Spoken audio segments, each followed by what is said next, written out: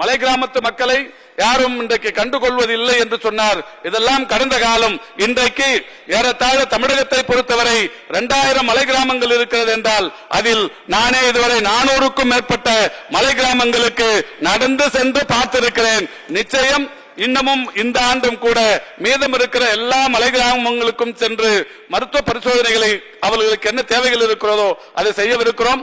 அதேபோல் ராமச்சந்திரன் அவருடைய கோரிக்கை இந்த நிதிநிலை அறிக்கையில் மாண்புமிகு தமிழ்நாட்டின் முதலமைச்சருடைய வழிகாட்டுதலின்படி மலை கிராமங்களில் புதிய மருத்துவமனைகள், மலை கிராமங்களுக்கு தேவையான புதிய இருசக்கர வாகன ஆம்புலன்ஸ்கள் புதிதாக அறிமுகப்படுத்தப்படவிருக்கிறது என்பதையும் திரு ராமச்சந்திரன் அவர்களுக்கு தெரிவித்துக் கொள்கின்றேன்.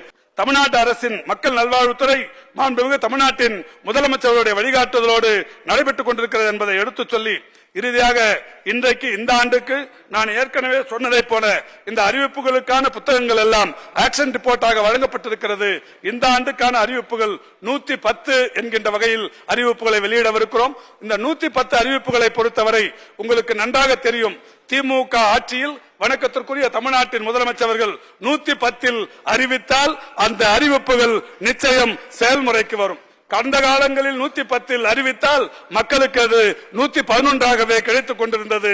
ஆனால் மாண்புமிகு தமிழ்நாட்டின் முதலமைச்சர்கள் இன்றைக்கு 110 அறிவிப்பில் அறிவித்துக் கொண்டிருப்பதை போல இந்த துறையின் சார்பில் 110 அறிவிப்புகளை அறிவிக்க இருக்கிறோம்.